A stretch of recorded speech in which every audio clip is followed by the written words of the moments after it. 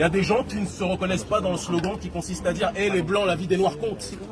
Nous, on respecte tout le monde, mais le blanc n'est pas un baromètre pour nous, pour qu'on puisse nous dire « Notre vie compte, s'il te plaît, respecte-nous ». Si un blanc nous manque de respect, s'il nous marche dessus, on lui prendra la jambe et il n'aura plus de jambes par la suite. C'est comme ça qu'on fonctionne. Mais on n'est pas dans une démarche de dire « Hey, la vie des noirs compte. Nous sommes des êtres humains. » On n'a pas besoin de baromètre de qui que ce soit pour qu'on soit des êtres humains. Dire cela ne signifie pas qu'on est opposé à qui que ce soit. On est solidaire de tous les prolétariats, tant qu'ils sont solidaires de nous autres aussi. D'accord? Les gilets jaunes, tant qu'il n'y a pas de négrophobie, ce sont nos frères de lutte, qu'on soit clair. Mais nous le précisons avec force, avec fermeté, la posture victimaire dans laquelle le néolibéralisme économique et sociétal, façon Joe Biden et son ami néo-marxisme, mais qui en réalité l'a rejoint, qui est à chaque fois j'oublie son nom, Bernie Sanders, c'est pas quelque chose dans lequel on se retrouve. Et de la même façon en France, on ne se reconnaît pas dans, soi-disant, comment dirais-je, cet intégrationnisme noir accompagné de Jean-Luc Mélenchon ou des Inrocks, etc. Il y a des gens qui ne veulent pas de mendicité.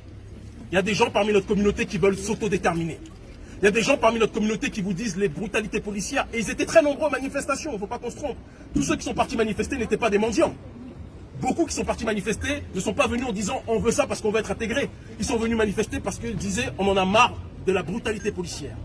Mais que l'on soit clair, il y a des gens qui ne veulent pas une mendicité vis-à-vis de la France.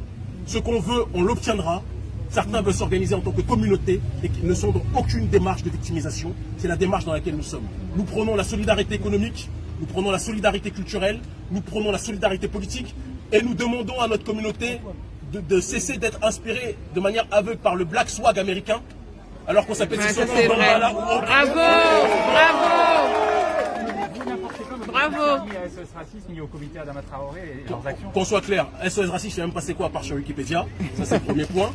Ensuite, pour ce qui est de comité Adama, aucun média ne nous divisera.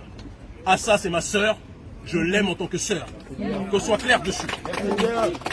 Maintenant, bien que Assa soit ma sœur, son entourage, tout ça, c'est un entourage dans lequel je me reconnais moins. Parce que quand je parle de la souffrance noire, j'ai pas envie de parler de ça avec la France insoumise. Quand je parle de la souffrance noire, je ne parle pas de ça non plus avec Valeurs Actuelles. Ce n'est pas le cas d'Assa, bien évidemment. Et je l'ai dit tout à l'heure en conférence de presse, je le redis ici.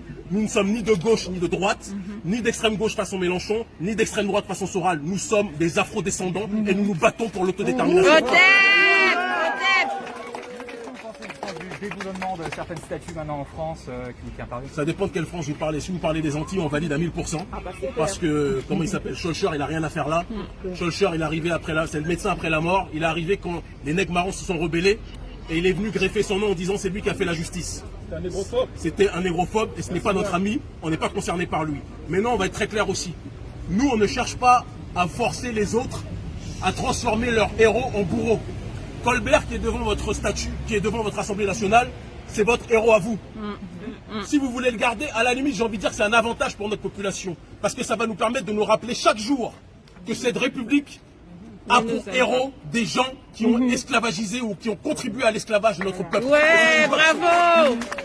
Vous attendez quelque chose de la part du gouvernement de la République? J'attends rien d'eux, on n'a jamais rien attendu d'eux. Maintenant, on est une génération qui a décidé de se servir. Partout, en Afrique, dans les Caraïbes, et la diaspora ici s'organisera aussi en tant que communauté et va se servir que vous le vouliez ou pas. Quand je dis vous, je ne parle pas de vous, vous êtes très sympathique. Je parle de l'oligarchie française de manière.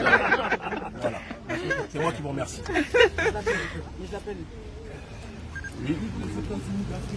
Ça viendra tôt ou tard. Mais sans Macky Sall, si possible. C'est ça.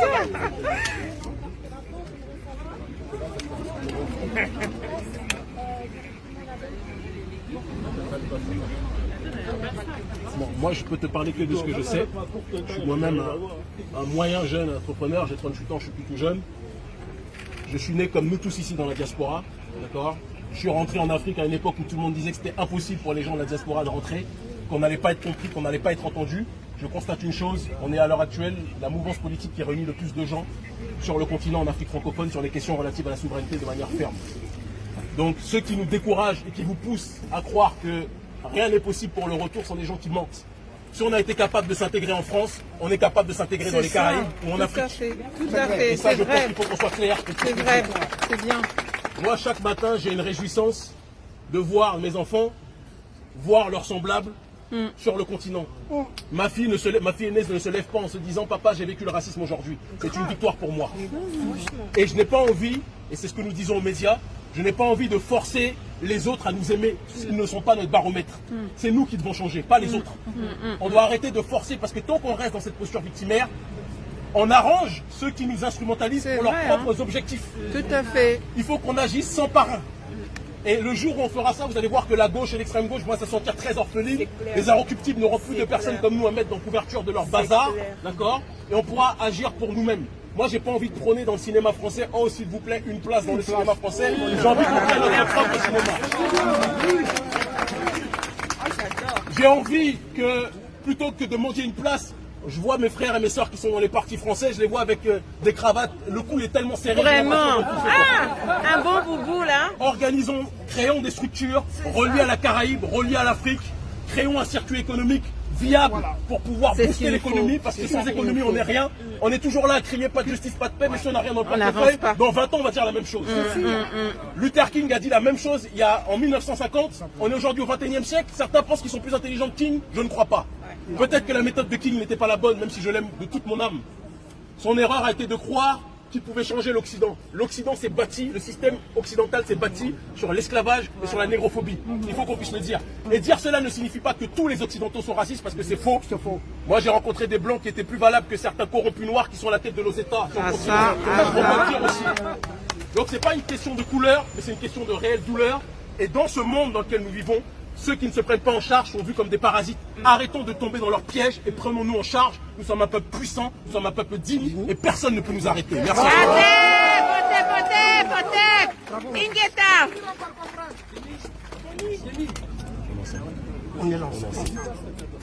Je vous demande à chacun d'entre vous de vous tenir mobilisés, puisque le gouvernement français a fait l'erreur de me laisser rentrer. Oula, ça va chauffer. Peut-être qu'en été, il y aura peut-être quelques balades à certains endroits à suivre. Ah. Merci infiniment. On est ensemble.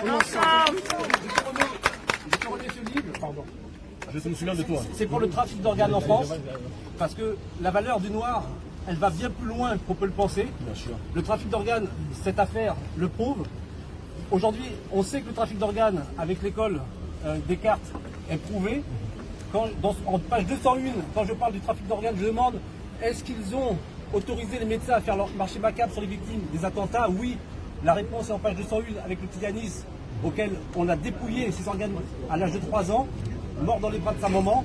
Et donc ce livre, je te l'offre. Merci mon frère. Parce qu'il démontre non seulement la corruption au niveau judiciaire, la façon dont ils s'entendent pour se servir dans la communauté noire. Et récemment avec le Covid, beaucoup de Noirs dans le 93. Ouais, ça c'est vrai. Il y a eu du trafic à fond. Et ils se sont, Ça c'est vrai. ils se sont servis du Covid pour empêcher les familles d'accéder au corps. Tout à fait. Elles n'ont jamais vu Ça, le il corps. faut Le le corps a dire. été brûlé, toutes les preuves ont été brûlées.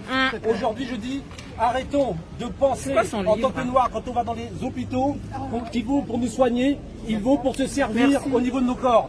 Que ça s'arrête définitivement. Merci infiniment mon frère. Merci infiniment. Et je te rappelle, Kémy, parce que je me rappelle d'une chose, c'est qu'ensemble avec Kémy, nous étions lors de l'Arche de Zoé, il n'y a pas beaucoup de gens de la communauté lors du trafic d'argent. Oui, pour l'Arche de Zoé. Et il se trouve que dans les hôpitaux, ici en France, on a trouvé donc à Paris plus de 352 enfants dans les sous-sols.